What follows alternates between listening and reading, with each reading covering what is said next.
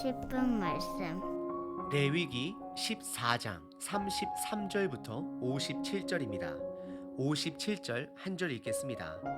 어느 때는 부정하고 어느 때는 정함을 가르치는 것이니 나병의 규례가 이러하니라. 계속해서 정결법에 대해 살펴보고 있습니다.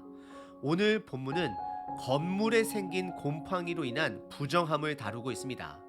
우리가 알다시피 레위기는 출애굽, 즉 광야 생활의 시작 부분을 배경으로 하고 있습니다. 하지만 오늘 본문에는 돌과 흙으로 만든 집이 등장합니다. 그래서 오늘 본문에서 말하는 집에, 건물에 생긴 곰팡이로 인한 부정함은 그들이 정착할 가나안 땅에서 지킬 거룩을 기록하고 있는 것입니다. 13장서부터 시작한 나병의 종류들은 다음과 같습니다. 사람 피부에 생기는 악성 피부병, 그리고 옷과 가죽 제품에 생길 수 있는 곰팡이, 그리고 오늘 본문은 사람이 사는 집까지 악성 곰팡이가 생겨서 부정해질 수 있음 또한 다루고 있습니다. 그리고 집 건물이 부정해졌을 때는 그 건물을 완전히 헐어버려서 모든 것을 진영 밖으로 나가 처리해야 함까지 말하고 있습니다. 오늘 본문을 통해 두 가지를 생각해 보겠습니다. 첫 번째, 나만의 거룩이 아닌 내 가정의 거룩을 생각해 보겠습니다. 그리고 두 번째는 도대체 그 부정함이 뭐길래 그 곰팡이의 근원을 철저하게 제거해야 하는지를 생각해 보도록 하겠습니다. 오늘 본문은 크게 세 부분으로 나눌 수 있습니다. 첫 번째, 건물에 생긴 곰팡이 검사와 처리 방법, 그리고 두 번째는 거기에 따른 정결 예식, 그리고 마지막 세 번째는 각종 나병의 규례 요약 부분입니다. 첫 번째 부분은 33절서부터 42절까지 건물에 생긴 곰팡이 검사와 처리 방법에 대해 말하고 있습니다. 가장 큰 원칙은 악성 곰팡이가 판정이 되면 그 근원을 제거하기 위해 모든 것을 허물고 진영 밖에 버려야 한다는 것입니다. 그리고 진단 방법과 처리 방법은 13장서부터 살펴본 나병 처리 방법과 동일합니다. 오늘 본문의 시작인 34절과 35절에 보시면 그들이 나중에 하나님이 주실 땅에 정착하게 되고 그곳에서 집을 짓고 살다가 그 건물에 나병 색점, 즉 곰팡이로 인한 변질 부분이 발견되면 첫 번째로는 집주인은 반드시 제사장에게 보여야 합니다. 나병과 관련된 모든 것의 첫 번째 스텝은 반드시 제사장에게 검사를 받아야 한다는 것입니다. 이럴 때 제사장은 건물 확인관이 되는 것입니다. 그리고 두 번째 스텝은 36절에 집안의 모든 것을 다 비우게 됩니다. 집안에 있는 것들이 부정해지지 않도록 하기 위해서 다 비우는 것입니다. 그리고 제사장은 그 집안에 들어갑니다. 세 번째 스텝은 집안의 건물 상태를 제사장이 하나하나 확인합니다. 그럴 때에 녹색 또는 붉은색 색점이 벽이나 바닥이나 또는 천장에 있을 경우에, 그리고 움푹하게 파였을 경우에는 그 집을 7일 동안 폐쇄합니다. 그리고 7일 후에 다시 점검을 합니다.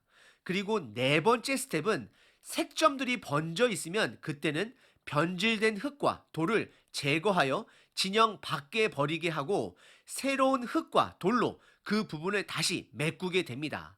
이것은 13장과 14장에서 살펴본 나병의 처리 방법과 매우 동일합니다.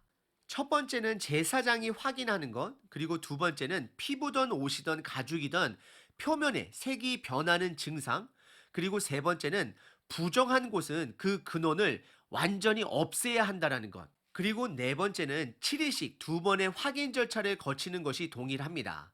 오늘 본문의 첫 번째 부분은 건물에 곰팡이가 생겼을 때 검사와 처리 방법을 살펴봤습니다.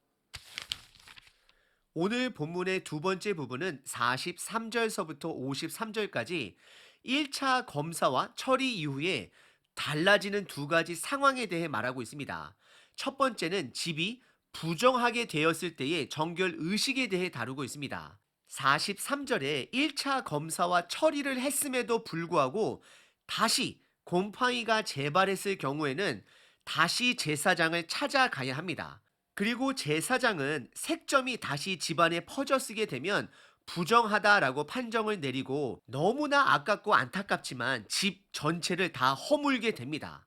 그리고 집의 모든 흙과 돌들을 진영 밖으로 가지고 나가 처리를 하게 됩니다. 그리고 그 집을 처리하기 위해 그 집에 들어간 자나 그 집에서 먹은 모든 자들은 옷을 빨고 하루 동안 부정하다라고 여겨지며 격리를 하게 되고 하루가 지나게 되면 자동적으로 정하게 됩니다. 그리고 두 번째 상황은 48절에 보시면 제사장이 1차 처리 이후 확인을 했는데 색점이 더 이상 생기지 않게 되었으면 그때는 제사장이 그 집을 정하다, 즉 정결하다라고 판단을 합니다. 그리고 49절서부터는 나병 환자가 병이 완치되었을 때와 동일한 정결 의식을 하게 됩니다. 그것은 비둘기 2마리, 백향목, 홍실, 우슬초, 질그릇을 가져다가 비둘기를 흐르는 물에서 잡고 남은 1마리와 그리고 백향목, 홍실, 우슬초에 흐르는 물에 피를 묻혀 집에 7번 뿌리게 됩니다. 그리고 피가 묻은 비둘기는 날려 보냅니다. 그럼 정결해진다라고 53절에서 기록하고 있습니다. 오늘 본문의 마지막 세 번째 부분은 54절서부터 57절까지 여러 가지 나병, 즉 악성 곰팡이의 정결 규례를 요약하고 있습니다. 54절서부터 57절입니다. 이는 각종 나병 환부에 대한 규례니 곧 옴과 피부에 관련된 것이죠. 의복과 가옥의 나병과 돋는 것과 뾰루지와 색점이 어느 때는 부정하고 어느 때는 정함을 가르치는 것이니 나병의 규례가 이러하니라 라고 기록하고 있습니다. 오늘 본문은 특별히 집에 생긴 악성 곰팡이의 진단과 처리 방법 그리고 정결 예식에 대해 살펴봤습니다. 왜 하나님께서 집에 난 곰팡이까지 부정하다라고 정하셨을까요? 왜냐하면 집은 가족들이 모이는 곳입니다. 믿음의 최소 공동체의 단위이기 때문입니다. 믿음의 사람들이 있는 공간이기 때문에 집의 건물 또한 정결해야 함을 말씀하고 있는 것입니다.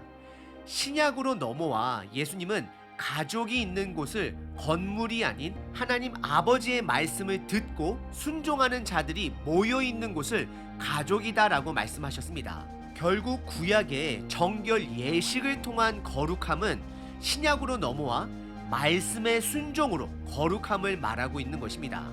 그래서 예수님께서 마태복음 7장에 말씀을 순종하는 자라야 반석 위에 바위 위에 집을 짓는 자다라고 말씀을 하셨습니다.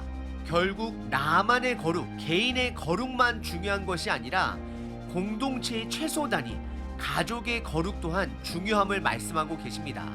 그리고 그 부정함이 뭐길래 소중한 집까지 다 허물어야 할까요? 이것은 기준의 중요성을 말씀하고 있습니다. 돈의 기준을 두면 절대 그 집을 허물지 못합니다. 하지만 하나님 말씀의 기준을 두면 반드시 허물어야 합니다. 저와 여러분들의 가정이 붙들어야 할 기준은 하나님의 말씀이 되어야 합니다.